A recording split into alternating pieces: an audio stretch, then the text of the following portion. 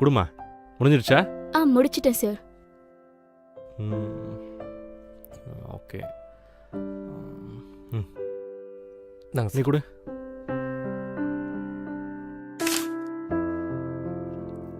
ராஜு ஏன் வரல? தெரில சார். நாளைக்கு கண்டிப்பாக வர சொல்லு, சரியா? சார். இந்தா. சரி, நீங்கள் 2 பேரும் கிளம்புங்க. Okay sir. நாளைக்கு அவனை வர சொல்லிட்டு கண்டிப்பா. Thank you sir. நீ கொஞ்சம் வெயிட் பண்ணுமா, இதில் கொஞ்சம் தப்பு இருக்கு, கொஞ்சம் வெயிட் பண்ணு. Okay sir. ஏய், நான் கிளம்புறேன். பை. கிளம்புறேன்டி. ஏய், வெயிட் பண்றியா? இல்ல, ஃபங்க்ஷனுக்கு போகணும், லேட் ஆகுமே. நீ ஃபங்க்ஷன் போணுமா? ஆமாடி. சரி, ஓகே, நீ கிளம்பு, நான் பாத்துக்கிறேன். பாய். ஓகே, பாய்.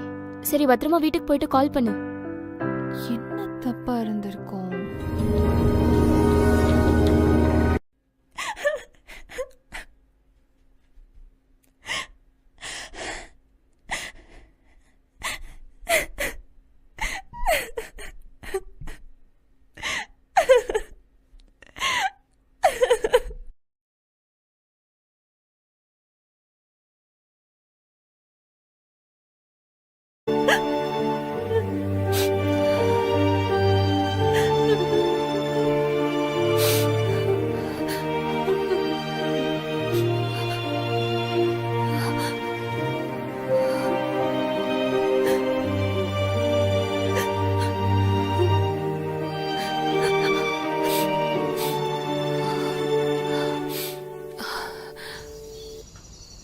அனிதா, அனிதா, அனிதா, என்னாச்சு? ஃபோன் நாட் ரீச்சபிள்னு வருது. அனிதா,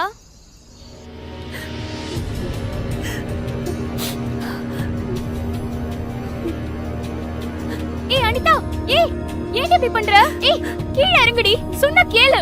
அனிதா, கதவை தோற. அனிதா, ஏய் என்னடி ஆச்சு? விடுடி கீழ. அழுகாத. என்ன விடுடி. என்னடி ஆச்சு? ஏன் இப்படி பண்ற? என்னாச்சு? சொல்லு. என்ன பிரச்சனை? என்ன ஆச்சு? சரி, அழாத. அழாத. வா, வெளிய போய் பேசலாம் வா. ஏன் இப்படி முட்டாள்தனமா பண்ணிட்டு இருக்க? ஏய் அனி, நீ அமைதியா இருக்கத பார்த்தா எனக்கு ரொம்ப பயமா இருக்கு.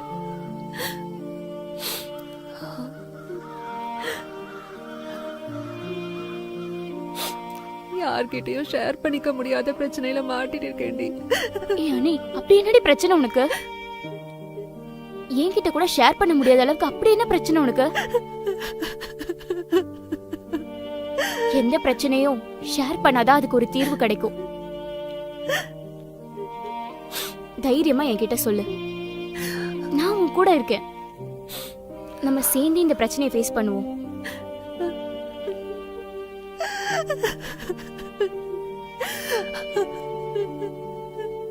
அனிதா, என்கிட்ட ஏன் இவ்ளோ தயங்குற? சொல்லு அனிதா. எவ்வளவு நேரமா உன்கிட்ட கேட்டுட்டு இருக்கேன்.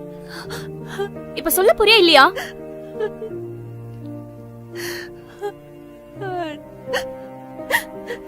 என் ஃபேமிலிய பத்தி உனக்கு நல்லா தெரியும்ல. எங்க அம்மா அப்பா என்ன கஷ்டப்பட்டு தான் படிக்க வைக்கிறாங்க. அத புரிஞ்சுட்டு நானும் கஷ்டப்பட்டு படிக்கிறேன்.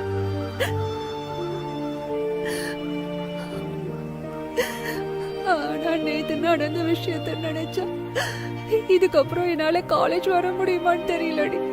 இதுக்கப்புறம் நிம்மதியா இருக்க முடியுமான்னு தெரியல. அதுக்கு பதிலா நான் செத்தே போயிடுறேன்.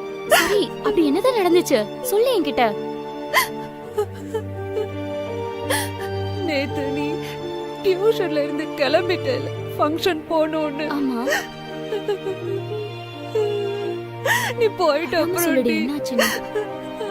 அந்த லெக்சரர் என் கைய பிடிச்சு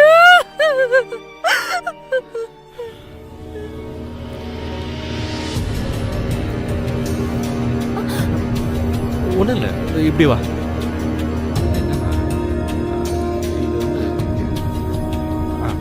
புக்கு பிடியா, பிடி புக் பிடி.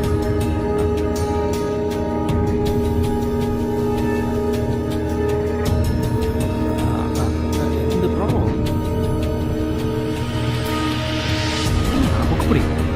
நல்லா பிடி. கை கொடு.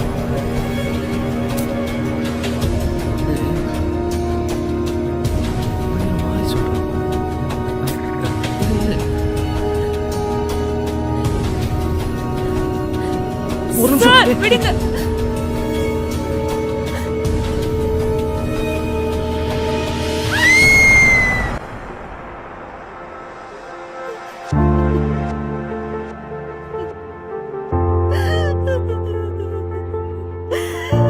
இப்ப சத்தியமா எனக்கு என்ன பண்றதுன்னு தெரியலடி.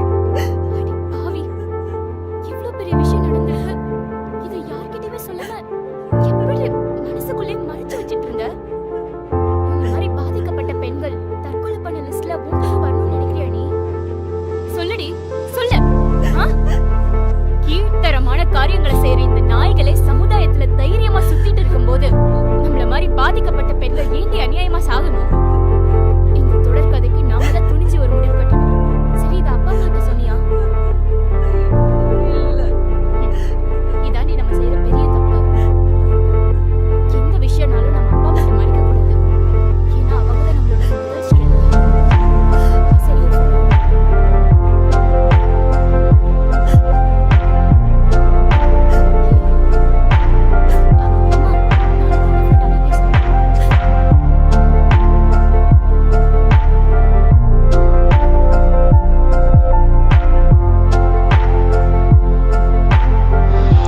அன்பார்ந்த நேயர்களே வணக்கம். தற்சமயம் பொதுமக்கள் மத்தியில் பரவலாக பேசப்படுகின்ற தலைப்பு என்னவென்றால் பாலியல் பலாத்காரம். நன்கு யோசித்த பின் சில ஆலோசனைகளை உங்களுக்கு சொல்ல விரும்புகிறேன். முதலாவதாக, பெற்றோர்கள் தங்கள் பிள்ளைகளுடன் நண்பர்களைப் போல பழகுங்கள். அவர்களுக்கு ஏதாவது என்றால் உங்களிடம் பகிர்ந்து கொள்வதற்கு பயப்படக்கூடாது. இரண்டாவதாக, மாணவர்கள் வேறு பாலினம் சேர்ந்த ஆசிரியரோடு பழகும்போது உங்களது எல்லையை மீறாதீர்கள். நீங்கள் எல்லையை மீறும்போது அவர்கள் பயன்படுத்திக் கொள்கிறார்கள். பாடம் சம்பந்தப்பட்டதை தவிர SMS எதுவும் பண்ணாதீர்கள். அதுவும் ஒரு அளவோடு நிறுத்திக் கொள்ளுங்கள். மூன்றாவதாக, ஆசிரியர்களுக்கு சொல்ல விரும்புவது என்னவென்றால், மாதா பிதா குரு தெய்வம் என்பது பழம்பெரும் நீதிமொழிகள். ஆகையால் தெய்வமாக உங்களை பார்க்கின்ற பெற்றோரும் மற்றோரும் மாணவர்களும் வேறு விதமாக உங்களை பார்க்க வைத்து விடாதீர்கள். உங்களை நம்பி வந்த பிள்ளைகளை, அதாவது மாணவர்கள், உங்கள் பிள்ளைகளைப் போல உங்கள் பிள்ளைகளுக்கு எந்த ஒரு தீங்கும் வர நினைக்க மாட்டீர்கள் அல்லவா? பாதிக்கப்பட்ட மாணவர்களுக்கு சொல்லிக்கொள்ள ஆசைப்படுவது என்னவென்றால், பாதிக்கப்பட்டவுடன் தடாலடி முடிவு எடுக்காதீர்கள். தடாலடி முடிவு எடுப்பதால் தான் ஊருக்கும் உலகத்திற்கும் தெரிய வந்து உங்கள் பெற்றோர்கள் சமூகத்தில் தலை குனிவு ஏற்பட வைக்கிறது. கேவலமாக பார்க்கப்படுகிறார்கள். உடனடியாக உங்கள் பெற்றோருக்கு கூறிவிட்டு காவல் நிலையத்திற்கு செல்லுங்கள். நடந்தவற்றை உண்மையாக காவல் ஆய்வாளரிடம் கூறுங்கள். போக்சோ சட்டம் பாதிக்கப்பட்டவர்களை ரகசியமாகத்தான் விசாரிக்கும். உங்கள் பெயர், இருப்பிடம் மற்றும் கான்பிடென்ஷியலாக வைத்திருப்பார்கள்.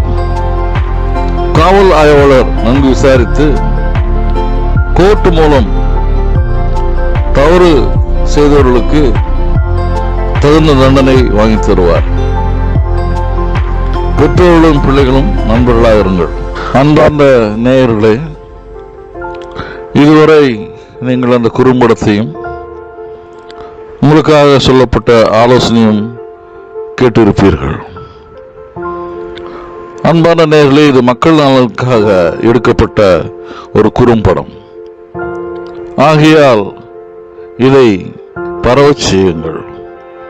நீங்கள் கண்டிப்பாக இதை விரும்பீர்கள் என்று நான் நம்புகிறேன். பகிர்ந்து கொள்ளுங்கள். சப்ஸ்கிரிப்ஷன் இலவசம். ஆகையால் நீங்களும் சப்ஸ்கிரைப் பண்ணுங்கள். உடைய உற்றார் உறவினர் நண்பர்கள் அவரை சப்ஸ்கிரைப் பண்ண செய்யுங்கள்.